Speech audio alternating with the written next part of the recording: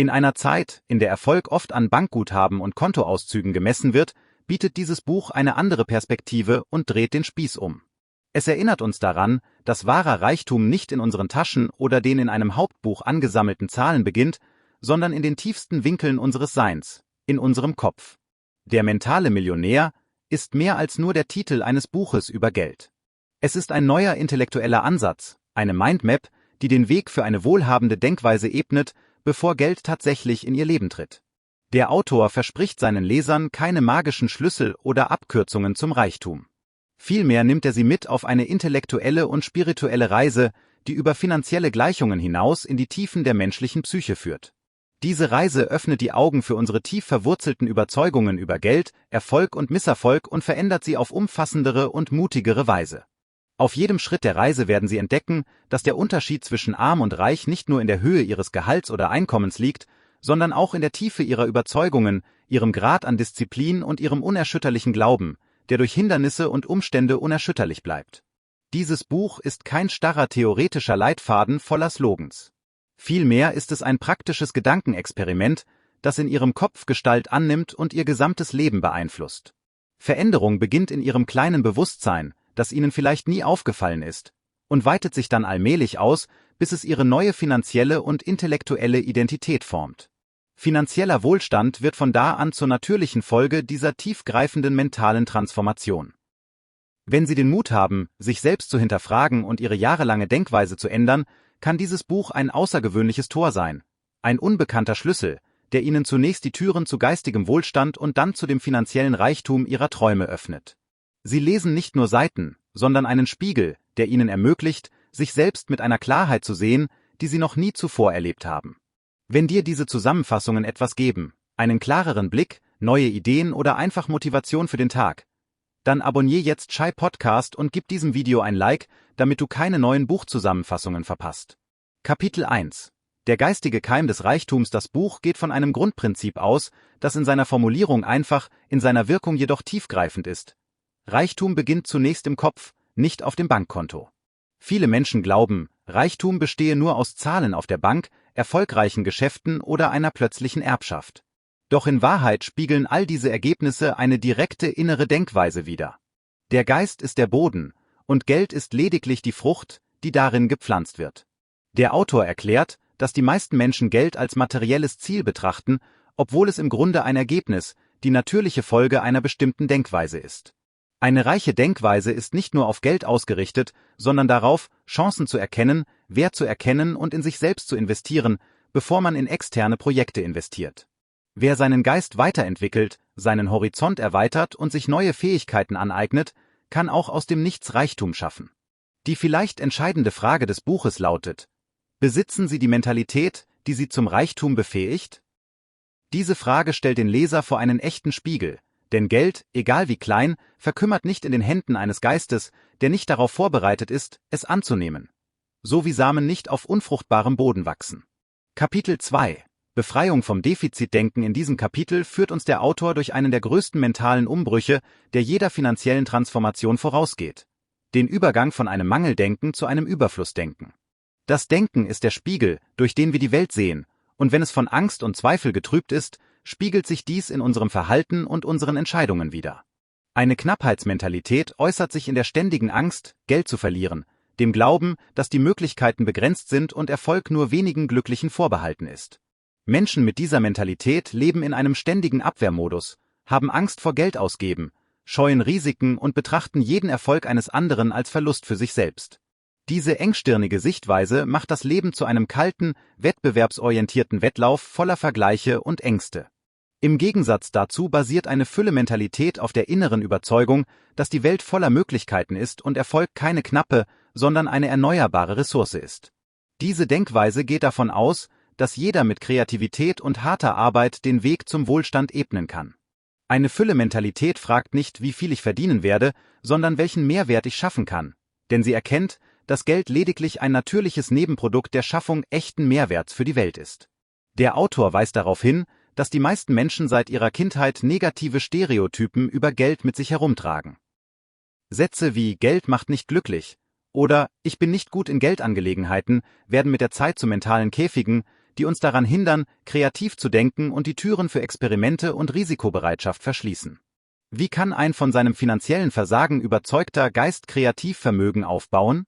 Der Autor betont daher die Notwendigkeit, sich von diesen veralteten Softwareprogrammen zu befreien und unsere Beziehung zu Geld neu zu gestalten, indem wir diese destruktiven Phrasen durch positive Affirmationen ersetzen, wie etwa: Ich kann bewusst mit meinem Geld umgehen oder Geld ist ein Mittel, um das Gute in meinem Leben und im Leben anderer zu vermehren. Der Geist reagiert auf Wiederholung, und was wiederholt wird, wird zum Glauben, und was der Geist glaubt, wird zur Realität.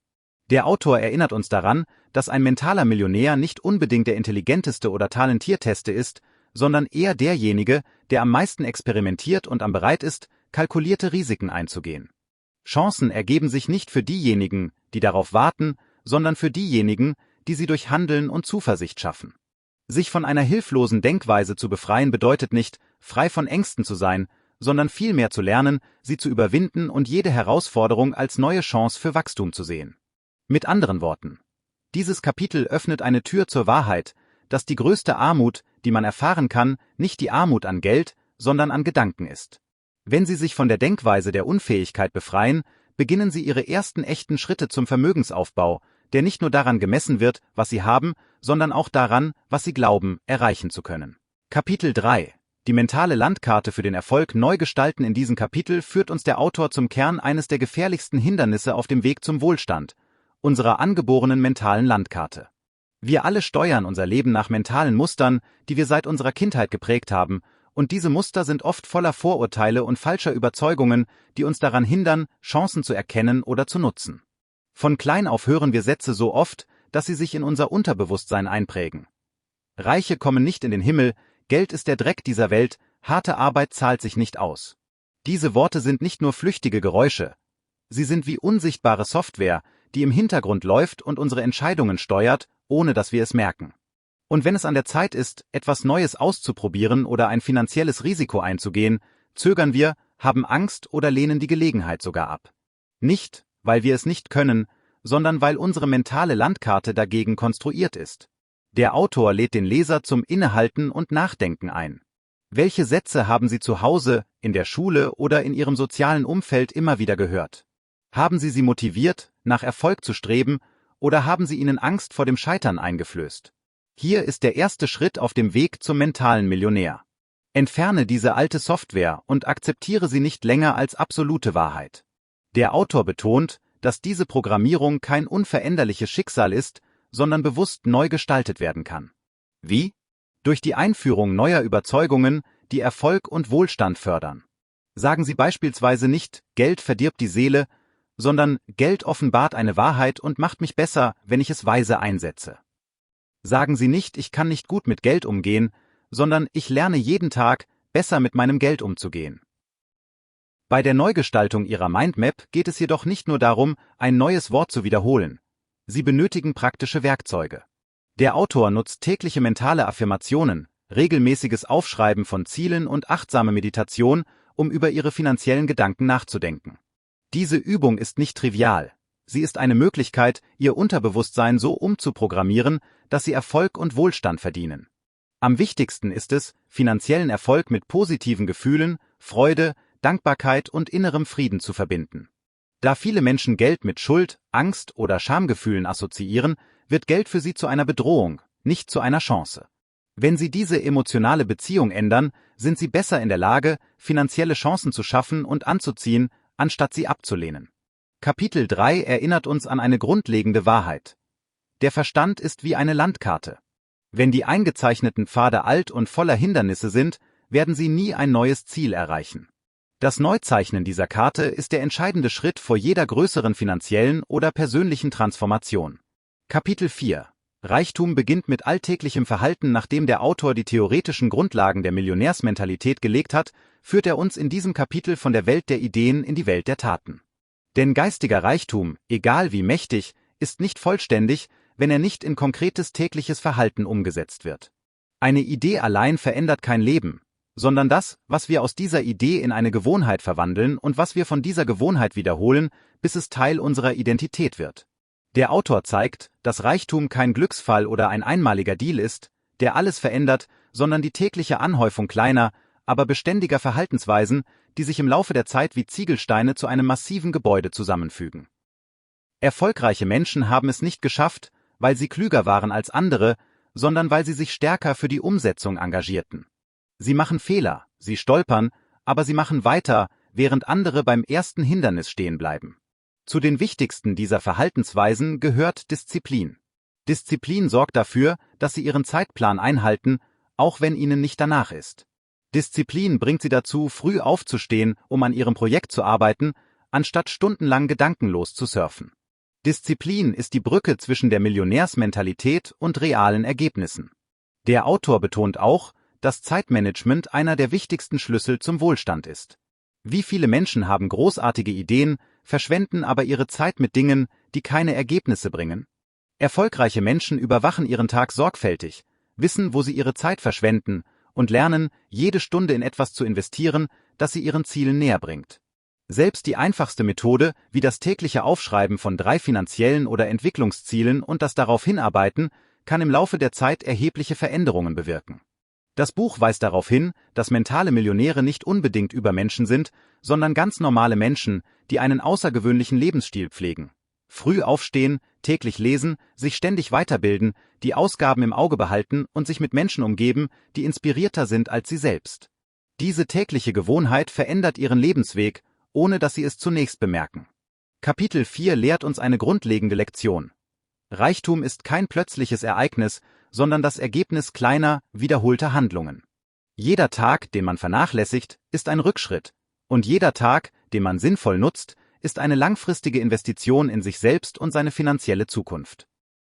Was Millionäre letztendlich auszeichnet, sind nicht nur ihre Ideen, sondern ihre Fähigkeit, diese falschen Vorstellungen in eine alltägliche Routine umzuwandeln, die die Menschen Tag für Tag leben, bis sie Teil ihrer Persönlichkeit werden. Kapitel 5. Ihr mentales Umfeld bestimmt ihre finanzielle Obergrenze. In diesem Kapitel hebt der Autor die Macht unseres Umfelds hervor und wie es uns aufbauen oder herunterziehen kann, ohne dass wir es merken.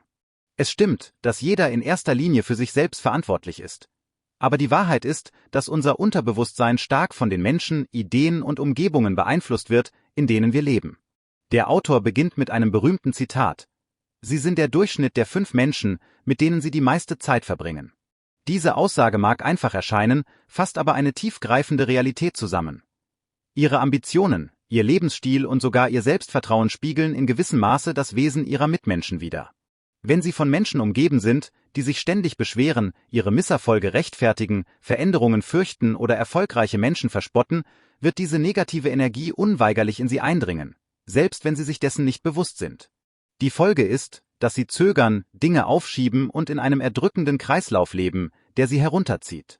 Umgeben Sie sich hingegen mit Menschen, die über Investitionen nachdenken, Projekte umsetzen und über Selbstverbesserung und Chancen statt über Probleme sprechen, wird sich Ihr Geist öffnen und erweitern. Denn der Geist wird unbewusst von dem beeinflusst, was er sieht und hört, übernimmt deren Denken und gestaltet seine Überzeugungen und sein Verhalten im Lichte dessen neu, was er in seiner neuen Umgebung als normal erachtet. Der Autor betont, dass wirklich wohlhabende Menschen sich nicht in einem Kreislauf geistiger Erschöpfung verfangen lassen. Stattdessen wählen sie ihr Umfeld sorgfältig aus und schaffen ein unterstützendes Umfeld, auch wenn es in ihrer unmittelbaren Umgebung nicht vorhanden ist. Dieses Umfeld kann durch Bücher, Vorträge oder sogar durch das Verfolgen positiver Persönlichkeiten im Internet geschaffen werden. Wichtig ist, den Geist täglich mit Ideen zu nähren, die ihn zum Wachstum antreiben, nicht mit solchen, die ihn schwächen. Der Autor betont außerdem, dass die Umwelt nicht nur auf Menschen beschränkt ist, sondern alles umfasst, was wir an Inhalten und Ideen konsumieren. Die Artikel, die wir lesen, die Videos, die wir ansehen und die Seiten, denen wir folgen, schaden unserem Geist. Sie stärken oder schwächen ihn. Deshalb fordert er die Leser auf, ihre Followerliste bewusst zu überprüfen. Wer inspiriert mich? Wer raubt mir meine Energie? Der goldene Ratschlag in diesem Kapitel lautet: Bauen Sie sich ein Team zur mentalen Unterstützung auf. Dieses Team könnte aus engen Freunden, inspirierenden Mentoren oder auch aus Büchern und Ideen bestehen, die Sie immer zur Hand haben. Die Idee ist, Ihren Geist ständig mit Dingen zu umgeben, die Sie aufbauen und Sie daran erinnern, dass Sie wachsen können, egal wie schlecht oder entmutigend Ihr aktuelles Umfeld ist. Kapitel 5 lehrt uns, dass Ihre Umgebung entweder eine Decke sein kann, die Ihren Ehrgeiz definiert, oder eine Leiter, die Sie höher klettern lässt, als Sie es für möglich gehalten hätten. Letztendlich liegt die Entscheidung bei Ihnen. Bleiben Sie in einer Umgebung, die Ihren Funken entfacht, oder schaffen Sie eine bedrohliche Umgebung, die ihn neu entfacht? Kapitel 6. Geld ist eine innere Reflexion, kein äußeres Ergebnis. Der Autor beginnt dieses Kapitel mit einer schockierenden, aber entscheidenden Wahrheit. Geld verdient man nicht von außen, sondern von innen. Wahrer Reichtum beginnt nicht auf dem Bankkonto, sondern in Ihrem Kopf, Ihrem Selbstbild und Ihren Ansichten über Geld und sich selbst. Wer sich innerlich als arm empfindet, wird auch dann weiterhin Geld aus seinem Leben verbannen, wenn er welches hat. Warum? Weil sein Unterbewusstsein die Aufgabe übernimmt, bewusst oder unbewusst auf jede sich bietende Gelegenheit zu warten, seinem inneren Bild treu zu bleiben.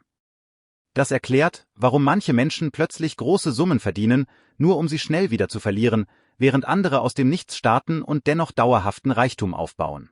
Eine nachhaltige finanzielle Transformation beginnt nicht mit einem Karrierewechsel, einer Gehaltserhöhung oder einem lukrativen Geschäft. Sie beginnt im Inneren, indem wir unsere finanzielle Identität neu definieren. Wer glaubt, keinen Reichtum zu verdienen, wird ihn auch nicht erlangen, egal wie sehr er sich bemüht. Ändert er diese Identität und überzeugt sich selbst davon, dass er des Überflusses würdig ist, beginnt er unbewusst, Entscheidungen zu treffen und sich so zu verhalten, dass er zu Reichtum gelangt. Der Autor erklärt, dass ein geistig wohlhabender Mensch Geld als Mittel zur Selbstbestimmung, als Möglichkeit des Gebens und als Chance zur Expansion betrachtet, während ein geistig armer Mensch Geld als Bedrohung, Quelle der Angst oder schweren Fluch empfindet. Der Unterschied zwischen beiden liegt nicht in der Höhe des Geldes in der Tasche, sondern in der grundsätzlichen Sichtweise auf Geld. Deshalb fordert der Autor die Leser auf, Geld in ihren Köpfen neu zu definieren. Nicht als Endziel, sondern als Mittel, um höhere Werte zu erreichen. Nicht als etwas, dem man hinterherjagt, sondern als etwas, zu dem wir hingezogen werden, wenn wir unsere Gedanken erheben.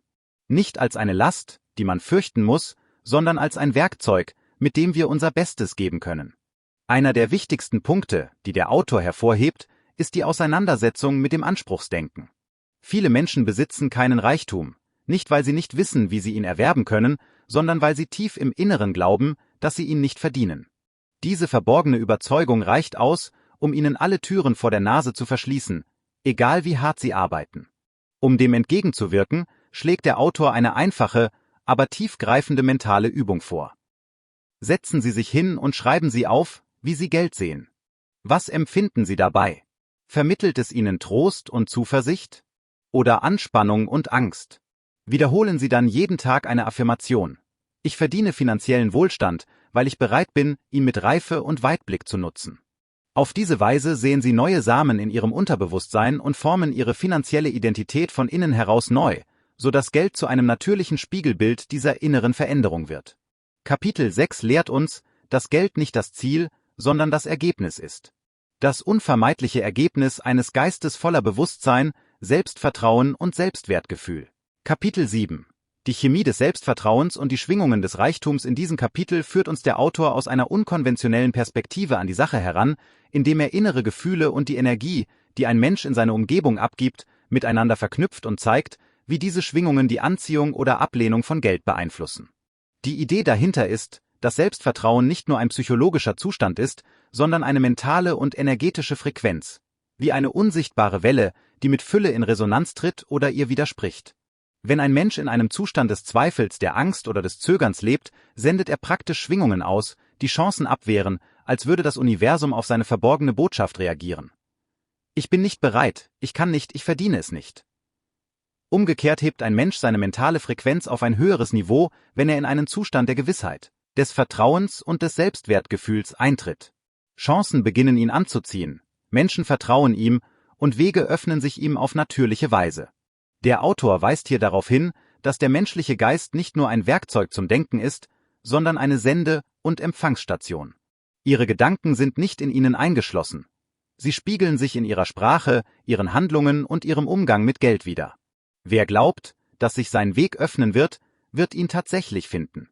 Wer hingegen bei jedem Schritt zweifelt, bleibt in einem Teufelskreis des Zögerns stecken, unabhängig von seinen Fähigkeiten und Fertigkeiten. Um diesen Punkt deutlicher zu machen, bietet der Autor ein praktisches Beispiel. Beobachten Sie Ihren inneren Dialog. Was sagen Sie sich, wenn Sie mit finanziellen Schwierigkeiten konfrontiert werden? Zögern Sie und sagen, ich bin ein Versager, ich werde es nicht schaffen? Oder sagen Sie, das ist nur ein Experiment und ich bin auf dem Weg zum Wohlstand. Die Worte, die sie zu sich selbst sprechen, bestimmen ihr inneres Zögern und damit, ob sich ihnen Chancen bieten oder entziehen. Der Autor betont, dass Selbstvertrauen weder Arroganz noch Illusion ist.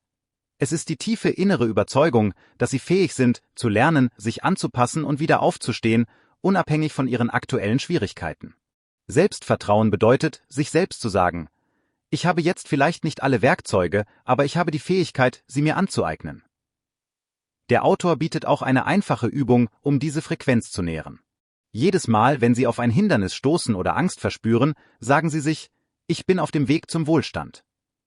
Wiederholen Sie dies so oft, bis es Teil Ihrer inneren Programmierung ist. Mit der Zeit wird Ihr Unterbewusstsein beginnen, daran zu glauben, und Ihre Energie wird im Einklang mit dem Reichtum stehen, anstatt im Konflikt mit ihm. Kapitel 7 lehrt uns, dass Geld nicht von Schwäche und Zweifel angezogen wird, sondern von Sicherheit und Zuversicht. Dieses Vertrauen aufzubauen ist kein Luxus. Es ist die Grundvoraussetzung dafür, dass Ihr Geist eine attraktive Frequenz für Chancen wird, anstatt sie abzustoßen. Kapitel 8 Emotionale Anreize sind der Treibstoff für finanziellen Erfolg. In diesem Kapitel ergründet der Autor die verborgene Tiefe hinter jedem Weg zum Reichtum, den emotionalen Antrieb. Geld wird nicht nur aus Vernunft angestrebt, es erfordert einen inneren Funken, der Begeisterung entfacht und einen auch in schwierigen Zeiten standhaft bleiben lässt. Viele Menschen starten Projekte oder Finanzpläne aus rein logischen Gründen, scheitern aber schnell wieder, wenn sie keine unmittelbaren Ergebnisse sehen. Warum? Weil Vernunft allein nicht ausreicht.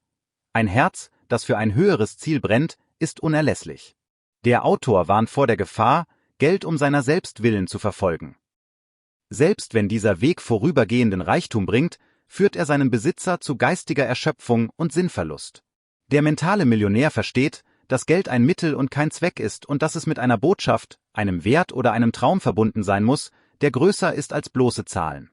Deshalb verbindet er seinen Reichtum mit einem tieferen Ziel: seine Familie zu retten, ein Erbe für Generationen zu hinterlassen, sich von den Fesseln der Vergangenheit zu befreien oder einen alten Traum zu erfüllen, der in ihm lebendig geblieben ist.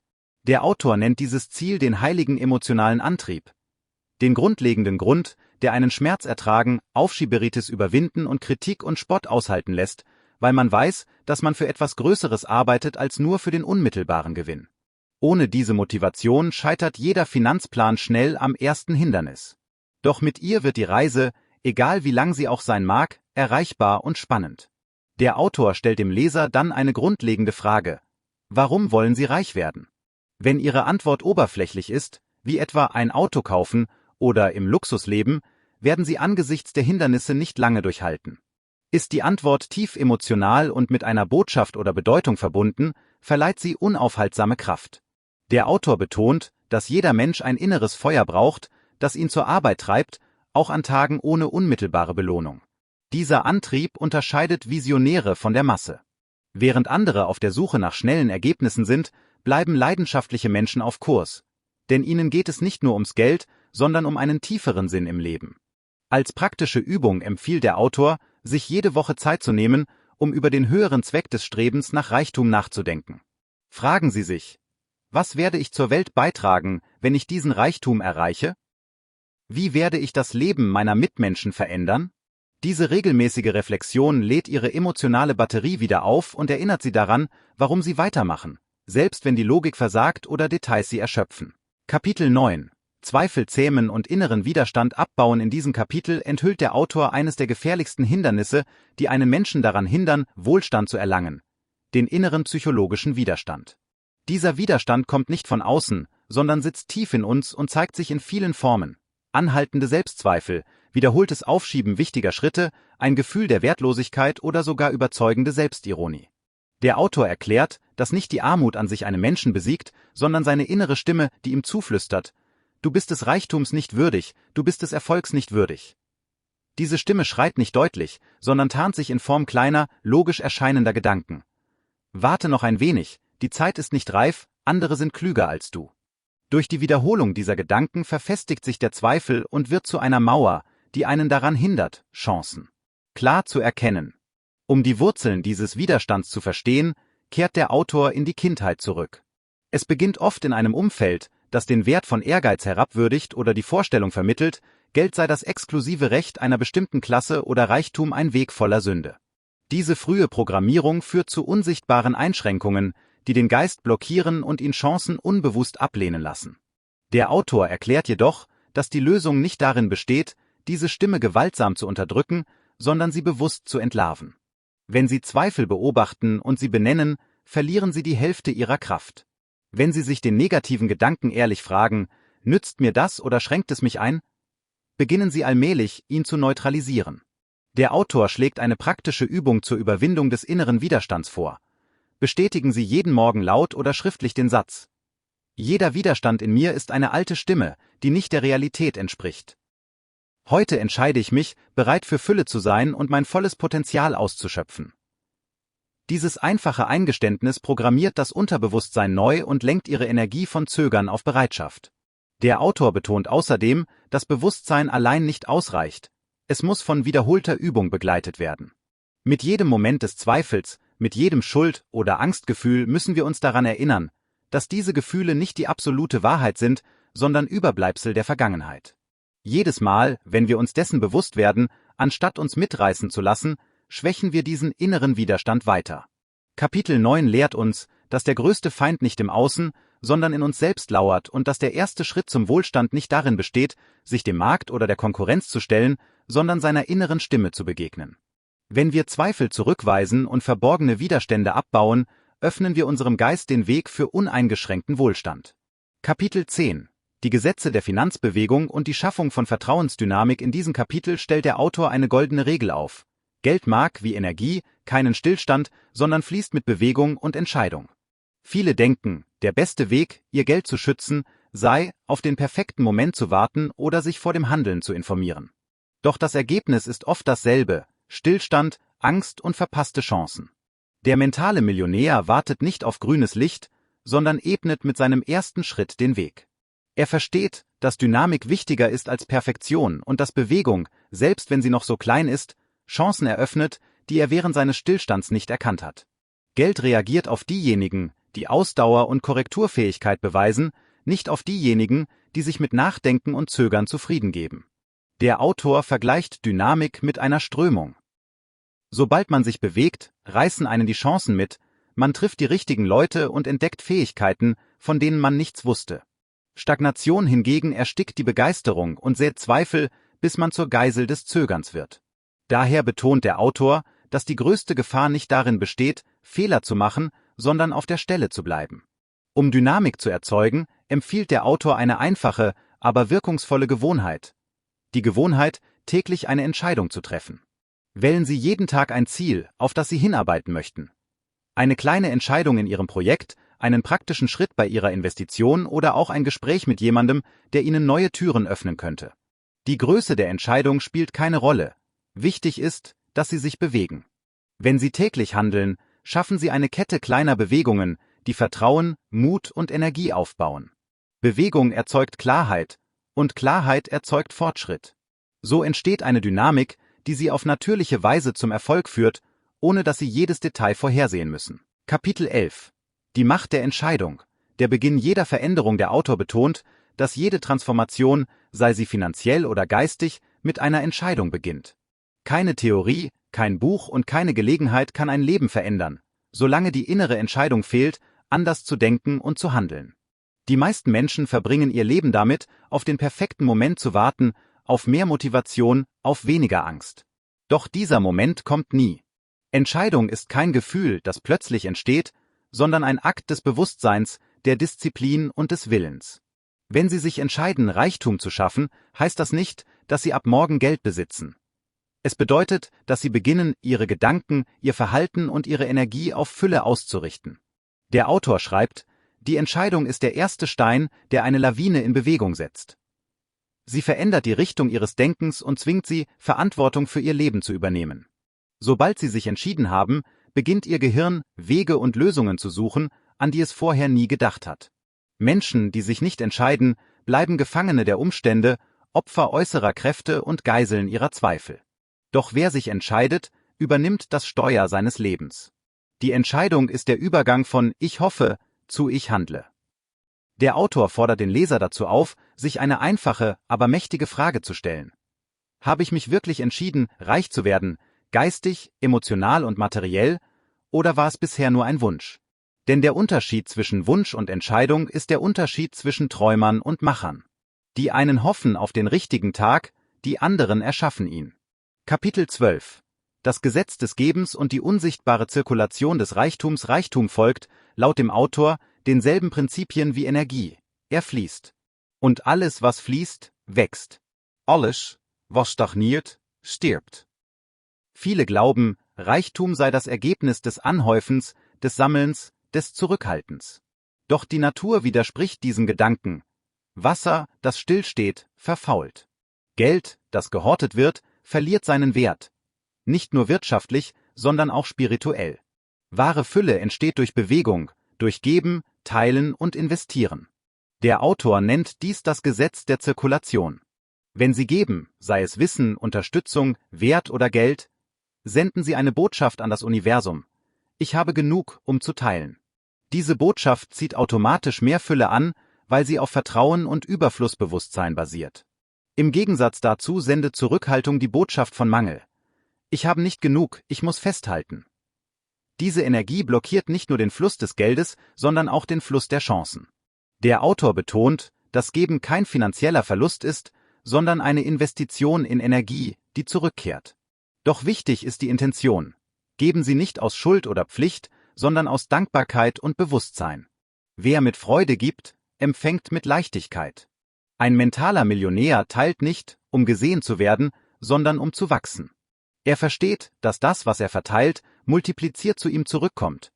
Manchmal nicht in Geld, sondern in Möglichkeiten, in Inspiration oder in Menschen, die seine Vision unterstützen. Das Buch erinnert uns daran, dass Reichtum kein Besitz, sondern ein Kreislauf ist. Solange Sie im Fluss bleiben, bleibt das Leben reich, in Ideen, Kontakten und Chancen. Stillstand hingegen ist der wahre Verlust. Kapitel 13. Die Psychologie des Überflusses, wie Gedanken Realität formen. Der Autor erklärt, dass Reichtum nicht mit dem Besitz beginnt, sondern mit dem Bewusstsein. Das Universum spiegelt keine Wünsche wider, sondern Überzeugungen. Wenn Sie glauben, dass Möglichkeiten knapp sind, wird Ihr Geist automatisch nach Beweisen suchen, die diesen Glauben bestätigen. Wenn Sie jedoch von Überfluss überzeugt sind, öffnet sich Ihr Blick für Chancen, die schon immer da waren, aber unsichtbar blieben. Diese psychologische Linse, die Art, wie Sie die Welt betrachten, entscheidet darüber, ob Sie in jedem Problem ein Hindernis oder eine verborgene Gelegenheit sehen. Ein mentaler Millionär lebt in einem Zustand des Vertrauens, nicht der Angst. Er versteht, dass Reichtum nicht aus Kontrolle, sondern aus Kooperation entsteht, mit Menschen, Ideen und Prozessen. Der Autor beschreibt, wie das Gehirn darauf programmiert ist, Muster zu suchen, die unsere Erwartungen bestätigen. Deshalb ist es so wichtig, diese Erwartungen bewusst zu gestalten. Wenn Sie denken, ich finde immer Lösungen, dann wird Ihr Gehirn kreative Wege suchen, dies zu beweisen. Wenn Sie denken, ich habe nie Glück, wird es Gründe finden, das zu bestätigen. So erschaffen Gedanken auf subtile, aber mächtige Weise ihre Realität. Der Autor schlägt vor, jeden Tag mit einer bewussten mentalen Übung zu beginnen. Dankbarkeit. Nicht als bloße Routine, sondern als energetische Neuausrichtung. Indem Sie Dankbarkeit empfinden, richten Sie Ihre Aufmerksamkeit auf das, was bereits funktioniert, und signalisieren Ihrem Unterbewusstsein, dass Sie bereit sind, mehr davon anzuziehen. Denn das, worauf Sie sich konzentrieren, wächst. Kapitel 14. Die emotionale Intelligenz des Wohlstands. In diesem Kapitel verschiebt der Autor den Fokus vom Denken zum Fühlen. Er argumentiert, dass wahre finanzielle Meisterschaft nicht aus Kalkulation, sondern aus emotionaler Balance entsteht. Emotionen sind die Energie, die unsere Handlungen antreibt, Angst lähmt, Gier vernebelt, aber Ruhe und Klarheit öffnen den Weg zu fundierten Entscheidungen. Ein mentaler Millionär ist nicht derjenige, der nie Angst empfindet, sondern derjenige, der sie versteht und steuert. Der Autor erklärt, dass Emotionen wie Wellen sind. Sie kommen und gehen, aber wer lernt, sie zu surfen, anstatt von ihnen überwältigt zu werden, bleibt stabil, egal wie turbulent der Markt oder das Leben wird. Er rät, sich selbst regelmäßig zu beobachten. Wie reagiere ich, wenn ich Geld verliere? Wenn ich gewinne? Wenn ich Chancen verpasse? Diese Selbstbeobachtung offenbart Ihr wahres Verhältnis zu Risiko, Sicherheit und Vertrauen. Emotionale Intelligenz im Finanzleben bedeutet, Entscheidungen aus Bewusstsein statt aus Impuls zu treffen. Ein emotional ausgeglichener Mensch erkennt, wann er handeln muss und wann Schweigen klüger ist. Er weiß, dass Panik kein Ratgeber und Ungeduld kein Verbündeter ist. Deshalb pflegen wohlhabende Menschen Rituale, um ihre emotionale Energie zu schützen.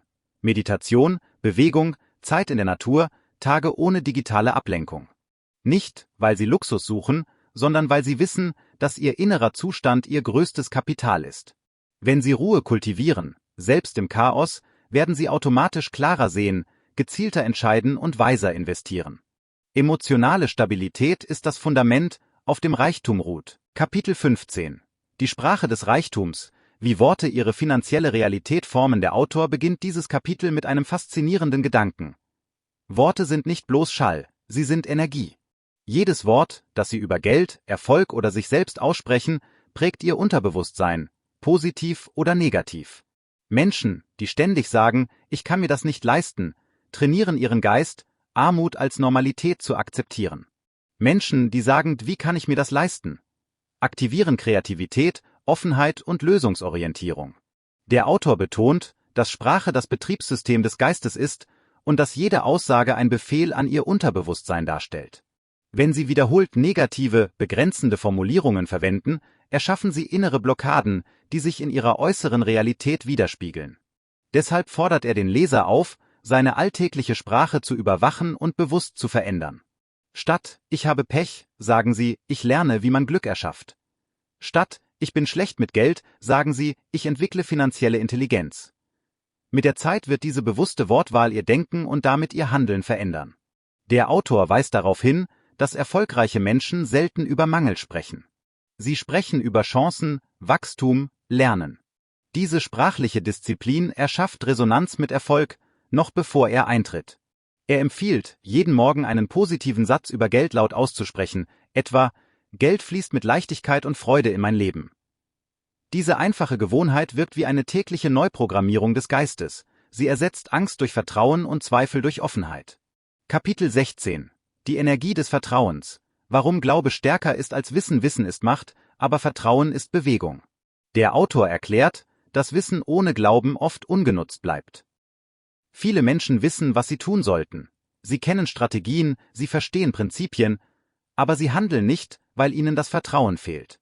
Vertrauen ist der Katalysator, der Wissen in Tat verwandelt. Ohne Vertrauen bleibt jede Theorie eine Idee im Kopf. Der Autor unterscheidet zwischen blindem Glauben und bewusstem Vertrauen. Blinder Glaube ist naiv, während bewusstes Vertrauen auf Erfahrung, Beobachtung und der Bereitschaft beruht, loszulassen. Reichtum braucht beides: Denken und Glauben, Strategie und Intuition. Der mentale Millionär lernt, beides zu vereinen. Er analysiert, aber er zögert nicht ewig. Er handelt, auch wenn nicht alles perfekt ist. Der Autor beschreibt Vertrauen als eine Art inneres GPS. Es zeigt nicht immer die gesamte Strecke, aber den nächsten Schritt. Dieses Vertrauen entsteht nicht über Nacht, sondern wächst durch Handeln, durch Erfolg und Misserfolg gleichermaßen. Wer vertraut, entwickelt Gelassenheit. Er erkennt, dass Verluste nicht das Ende, sondern Teil des Prozesses sind. Der Autor ermutigt den Leser, Vertrauen als tägliche Praxis zu üben. Durch Dankbarkeit, durch das Loslassen von Kontrolle und durch den Glauben an den eigenen Weg. Denn Reichtum entsteht nicht aus Angst, sondern aus der tiefen Gewissheit, dass das Leben auf ihrer Seite ist, solange sie sich in Bewegung halten. Kapitel 17. Die Macht der Visualisierung. Der Reichtum entsteht zuerst im Geist. Der Autor erklärt, dass jeder große Erfolg zweimal erschaffen wird. Zuerst in der Vorstellung, dann in der Realität. Visualisierung ist kein esoterisches Konzept, sondern ein Werkzeug, das das Unterbewusstsein auf Erfolg vorbereitet. Wenn Sie sich wiederholt in einem Zustand des Erfolgs sehen, aktivieren Sie neuronale Bahnen, die Ihr Verhalten automatisch in Richtung dieses Ziels lenken. Das Gehirn unterscheidet nicht zwischen realer und vorgestellter Erfahrung. Was Sie sich lebhaft vorstellen, beginnt, sich wie Wahrheit anzufühlen. Erfolgreiche Menschen visualisieren nicht nur den Besitz von Geld, sondern das Gefühl, Verantwortung zu tragen, Frieden zu empfinden, Freude zu teilen. Sie stellen sich vor, wie sie handeln, sprechen, denken, wenn sie bereits dort sind, wo sie hinwollen, und ihr Verhalten passt sich diesem Bild an. Der Autor rät, sich jeden Morgen 2 bis 3 Minuten Zeit zu nehmen, um das ideale Leben vor dem inneren Auge zu sehen. nicht als Wunsch, sondern als Realität, die sich entfaltet. Sehen Sie sich klar, wie Sie sich fühlen, wie Sie Entscheidungen treffen, mit wem Sie arbeiten. Diese tägliche Übung verändert Ihre Schwingung und Ihr Selbstbild und zieht Situationen an, die mit diesem Bild übereinstimmen. Der Autor erinnert daran: Das Universum reagiert nicht auf Worte, sondern auf Energie, und Ihre Vorstellung ist pure Energie. Kapitel 18: Die Struktur des Wohlstands. Systeme schaffen Freiheit. Wohlhabende Menschen sind keine Opfer des Zufalls. Sie verlassen sich nicht auf Motivation, sondern auf Systeme. Systeme sind wiederholbare Abläufe, die aus klugen Entscheidungen Gewohnheiten machen. Der Autor betont, dass finanzielle Freiheit aus Struktur entsteht, aus Routinen, Plänen und überprüfbaren Prozessen. Wer sich auf Laune und Stimmung verlässt, lebt im Chaos. Wer Systeme aufbaut, schafft Klarheit. Dazu gehören feste Zeiten für Budgetüberprüfung, Investitionsplanung und Weiterbildung. Ein mentaler Millionär weiß, dass Disziplin mehr Sicherheit bietet als Inspiration. Deshalb richten reiche Menschen Strukturen ein, die Erfolg automatisch machen. Automatisches Sparen, feste Lernzeiten, definierte Prioritäten. Das Ziel ist nicht, ein Leben voller Regeln zu führen, sondern ein Leben, in dem gute Entscheidungen selbstverständlich werden. Der Autor nennt dies mentale Automatisierung.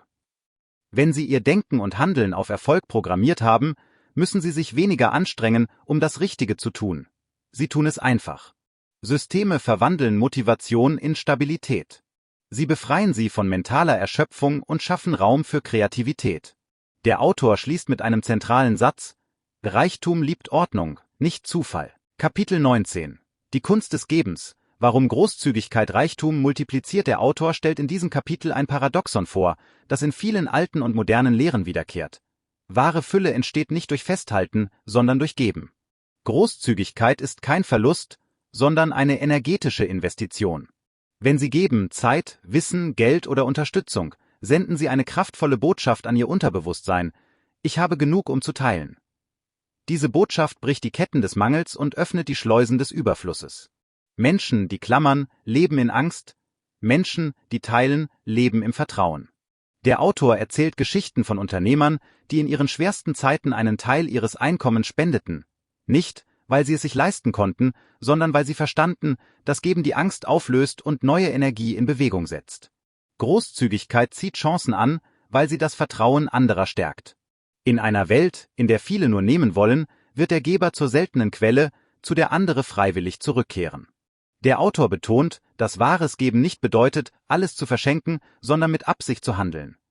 Geben, um Wert zu schaffen, um Dankbarkeit zu zeigen, um Kreisläufe des Vertrauens zu öffnen. Je mehr Sie geben, desto mehr beweisen Sie sich selbst, dass Sie bereits reich sind. Und das Leben reagiert darauf, indem es Ihnen mehr Möglichkeiten gibt, diese Großzügigkeit auszudrücken. Kapitel 20: Die Kunst des Loslassens. Reichtum braucht Raum. Viele Menschen scheitern nicht daran, dass sie zu wenig besitzen, sondern daran, dass sie zu sehr festhalten. Der Autor erklärt, dass Loslassen ein unsichtbares Prinzip des Reichtums ist. Festhalten erzeugt Angst, Angst blockiert Energie und blockierte Energie verhindert Wachstum. Wenn Sie sich weigern, Dinge, Beziehungen oder Gewohnheiten loszulassen, die Ihnen nicht mehr dienen, halten Sie Ihr Leben in einem Zustand der Stagnation. Der mentale Millionär versteht, dass jedes Ende ein Beginn ist. Geld, das fließt, kehrt zurück, Energie, die geteilt wird, wächst. Der Autor empfiehlt, regelmäßig eine mentale Entrumpelung durchzuführen. Sich zu fragen, welche Überzeugungen, Aufgaben oder Menschen ihre Energie mindern. Wenn Sie Raum schaffen, emotional, geistig oder physisch, kann Neues entstehen. Er erinnert daran, dass Reichtum Bewegung ist. Ein überfüllter Geist kann keine neuen Ideen empfangen, so wie ein voller Schrank keinen Platz für neue Kleidung hat. Loslassen bedeutet nicht, zu verlieren, sondern zu vertrauen, dass etwas Besseres Platz braucht. Der Autor fasst es so zusammen: Wenn du lernen willst, zu empfangen, musst du zuerst den Mut haben, loszulassen. Kapitel 21: Die emotionale Intelligenz des Reichtums. Gefühle als Kompass des Erfolgs. Der Autor eröffnet dieses Kapitel mit einem unerwarteten Gedanken: Geld folgt nicht Logik, sondern Emotion. Menschen treffen finanzielle Entscheidungen nicht nur auf Grundlage von Zahlen, sondern aufgrund ihrer Gefühle, Angst, Hoffnung, Stolz oder Schuld. Der mentale Millionär lernt, diese Emotionen zu erkennen und zu steuern, anstatt von ihnen kontrolliert zu werden. Emotionale Intelligenz bedeutet hier, die eigenen inneren Zustände zu verstehen und zu wissen, wann man aus Klarheit und wann aus Angst handelt. Viele verlieren Geld nicht, weil sie falsche Strategien wählen, sondern weil sie in Panik verkaufen, aus Gier investieren oder aus Scham schweigen. Der Autor erklärt, dass Selbstwahrnehmung der erste Schritt zur emotionalen Stabilität ist. Beobachten Sie Ihre Gefühle, wenn Sie Geld verdienen, ausgeben oder investieren. Fühlen Sie Spannung, Schuld oder Unsicherheit? Diese Emotionen zeigen Ihnen, welche alten Glaubenssätze Sie noch loslassen müssen. Der mentale Millionär reagiert nicht impulsiv. Er reflektiert, bevor er handelt. Wenn Sie lernen, Ihre Emotionen zu lenken, lenken Sie automatisch Ihr finanzielles Schicksal. Der Autor fasst zusammen: Emotionale Klarheit ist die höchste Form von finanzieller Intelligenz. Kapitel 22.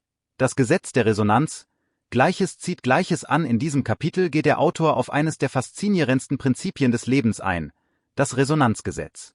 Alles im Universum schwingt mit einer bestimmten Frequenz, auch Gedanken, Gefühle und Überzeugungen. Was Sie denken und fühlen, sendet Schwingungen aus, die ähnliche Erfahrungen anziehen. Ein Geist, der in Angst, Neid oder Mangel schwingt, zieht Menschen und Situationen an, die diesen Zustand verstärken. Ein Geist, der in Vertrauen, Dankbarkeit und Fülle schwingt, zieht Erfolg, Freude und Möglichkeiten an. Der Autor betont, dass dieses Prinzip kein mystisches Geheimnis ist, sondern eine logische Folge ihrer mentalen und emotionalen Ausstrahlung. Wenn Sie in sich glauben, dass Sie Chancen verdienen, werden Sie Menschen anziehen, die an Sie glauben. Wenn Sie stattdessen Zweifel und Defizitdenken pflegen, werden Sie unbewusst Wege finden, die diesen Glauben bestätigen. Der mentale Millionär richtet seine innere Frequenz jeden Tag neu aus. Durch Dankbarkeit, Meditation und bewusste Sprache. Der Autor schlägt eine einfache Übung vor. Bevor Sie morgens aufstehen, nennen Sie 3 Dinge, für die Sie dankbar sind, und sagen Sie sich: Ich bin bereit, heute Reichtum auf allen Ebenen zu empfangen. Diese Haltung verändert Ihre Energie und zieht Resonanz mit Erfolg an. Denn, wie der Autor schreibt, du ziehst nicht das an, was du willst, sondern das, was du bist. Kapitel 23. Der Reichtum der Sprache, Worte formen Realität. Der Autor erklärt in diesem Kapitel, dass Sprache nicht nur Ausdruck, sondern Schöpfung ist. Jedes Wort, das Sie über sich, Ihr Leben oder Geld sagen, ist wie ein Befehl an Ihr Unterbewusstsein. Wenn Sie wiederholt sagen: Ich kann mir das nicht leisten oder ich bin schlecht mit Geld, programmiert sich Ihr Geist auf Mangel und Stillstand. Worte sind wie Samen. Sie keimen still in Ihrem Bewusstsein, bis sie Realität werden. Der mentale Millionär ist sich der Macht der Sprache bewusst und wählt seine Worte mit Bedacht. Statt „Ich habe kein Geld“, sagt er: Ich arbeite daran, mehr Wohlstand zu schaffen. Statt „Ich habe Pech“, sagt er: Ich lerne, Glück zu gestalten. Diese bewusste Veränderung der Sprache verändert auch die Wahrnehmung, und was Sie wahrnehmen, bestimmt, was Sie anziehen. Der Autor schlägt vor, für eine Woche alle negativen Aussagen über Geld zu notieren, um das eigene Sprachmuster zu entlarven. Sobald Sie bemerken, wie oft Sie unbewusst Mangel ausdrücken, verstehen Sie, dass Ihr Wortschatz Ihr Konto widerspiegelt. Sprache ist Energie, und jede Silbe kann Ihre Realität aufbauen oder zerstören. Kapitel 24. Entscheidungen. Der verborgene Motor des Reichtums. Jeder Reichtum beginnt mit einer Entscheidung. Der Autor beschreibt, dass erfolgreiche Menschen nicht die sind, die alles wissen, sondern die, die sich trauen, zu entscheiden, auch wenn sie noch nicht alle Antworten haben. Zögern ist der größte Dieb von Chancen. Eine Entscheidung schafft Richtung, und Richtung schafft Dynamik. Der mentale Millionär entscheidet schnell, aber nicht impulsiv. Er wägt ab, handelt dann entschlossen und passt unterwegs an. Der Autor vergleicht Entscheidungen mit einer Muskelübung. Je öfter Sie entscheiden, desto stärker wird Ihr Selbstvertrauen. Wer hingegen ständig abwägt und wartet, schwächt seine innere Autorität. Eine getroffene Entscheidung erzeugt Energie, eine aufgeschobene Entscheidung saugt Energie ab. Deshalb lautet die goldene Regel des Kapitels: Triff Entscheidungen nach deinem Ziel, nicht nach deiner Angst. Jedes Mal, wenn Sie sich trotz Unsicherheit entscheiden, trainieren Sie den Glauben an sich selbst. Der Autor schließt mit den Worten: Zögern ist die Sprache des Mangels. Entscheidung ist die Sprache des Reichtums. Kapitel 25. Die Macht der Visualisierung. Sie müssen es sehen, bevor Sie es erreichen. Der Autor erklärt, dass der Geist nicht zwischen Realität und Vorstellung unterscheidet. Wenn Sie ein Ziel lebhaft und regelmäßig visualisieren, beginnt Ihr Unterbewusstsein, es als real anzunehmen und richtet unbewusst Ihr Verhalten darauf aus. Erfolgreiche Menschen, ob Sportler, Unternehmer oder Künstler, nutzen Visualisierung als tägliches mentales Training. Der mentale Millionär stellt sich nicht nur Geld vor, sondern die Emotionen, die es begleitet. Sicherheit, Freiheit, Erfüllung. Diese emotionale Verbindung ist der Schlüssel. Wenn Sie fühlen, was Sie anstreben, beginnt Ihr Geist, die Mittel zu finden, um es zu erreichen. Der Autor empfiehlt, sich jeden Morgen 5 Minuten Zeit zu nehmen, um sich Ihr ideales Leben klar vorzustellen. Wo leben Sie? Wie sieht Ihr Tag aus? Mit wem arbeiten Sie? Diese mentale Übung aktiviert den Glauben und macht das Unsichtbare greifbar. Denn das Unterbewusstsein folgt nicht Argumenten, sondern Bildern. Der Autor fasst zusammen: Wohlstand entsteht zweimal, zuerst im Kopf, dann in der Realität. Kapitel 26 – Mentale Hygiene. Schützen Sie Ihren Geist vor Negativität. Der Autor beschreibt den Geist als Garten. Wenn Sie ihn nicht bewusst pflegen, überwuchern ihn Unkraut und Dornen, Zweifel, Angst, negative Nachrichten, toxische Menschen. Mentale Hygiene bedeutet, bewusst zu entscheiden, was Sie in Ihren Geist hineinlassen. Der mentale Millionär schützt seine Gedanken, wie ein Unternehmer sein Kapital schützt. Er konsumiert keine destruktiven Inhalte, meidet Gespräche voller Pessimismus und achtet darauf, dass seine innere Stimme freundlich bleibt. Der Autor rät, tägliche mentale Reinigungsrituale einzuführen. Etwa 5 Minuten Stille nach dem Aufwachen, bewusste Atmung oder das Schreiben positiver Gedanken. Diese Praxis ist kein Luxus, sondern Notwendigkeit. Denn ein verschmutzter Geist kann keine klaren finanziellen Entscheidungen treffen. Der Autor betont, dass Erfolg keine Frage der Intelligenz ist, sondern der geistigen Hygiene. Er schreibt: Dein Geist ist der Raum, in dem dein Reichtum wächst. Lass keinen Müll darin liegen. Kapitel 27 – Der Fluss des Gebens. Warum Großzügigkeit Reichtum multipliziert. Der Autor eröffnet dieses Kapitel mit einer scheinbar paradoxen Wahrheit. Wer mehr gibt, erhält mehr. In einer Welt, die vom Nehmen besessen ist, scheint das widersprüchlich, doch Reichtum folgt dem Prinzip des Austauschs. Wenn Sie geben, senden Sie dem Universum die Botschaft: Ich habe genug. Diese Haltung zieht mehr an. Geben bedeutet nicht nur Geld, sondern Zeit, Wissen, Aufmerksamkeit, Güte. Der mentale Millionär betrachtet Geben als eine Investition in die Energie des Überflusses. Wenn Sie anderen beim Wachsen helfen, wächst auch Ihr eigenes Leben. Der Autor erzählt von Unternehmern, die bemerkten, dass jedes Mal, wenn sie spendeten oder Wert schufen, unerwartete Möglichkeiten zurückkamen, oft in größerem Maß. Geben befreit von der Angst vor Mangel, weil es das Vertrauen in Fülle stärkt. Der Autor fordert: Üben Sie täglich bewusstes Geben. Das kann ein ehrliches Lob sein, eine helfende Geste oder eine kleine Spende. Mit jeder großzügigen Handlung erweitern Sie Ihren Reichtumsfluss, weil Sie nicht aus Angst, sondern aus Stärke handeln. Kapitel 28 – Der Frieden mit Geld, spirituelle Gelassenheit im materiellen Leben. In diesem Kapitel führt der Autor die Reise zu einem unerwarteten Ziel: innerer Frieden. Er erklärt, dass das höchste Ziel finanzieller Intelligenz nicht Luxus, sondern Gelassenheit ist. Die Fähigkeit, Geld zu besitzen, ohne von ihm besessen zu sein. Der mentale Millionär weiß, dass Geld ein Diener ist, kein Herr. Wenn man Geld als Energie des Gebens, des Schaffens und der Freiheit sieht, verliert es seine Macht, Angst zu erzeugen. Der Autor warnt davor, Reichtum mit Glück zu verwechseln. Geld verstärkt, was bereits in uns ist: Frieden oder Chaos, Großzügigkeit oder Gier.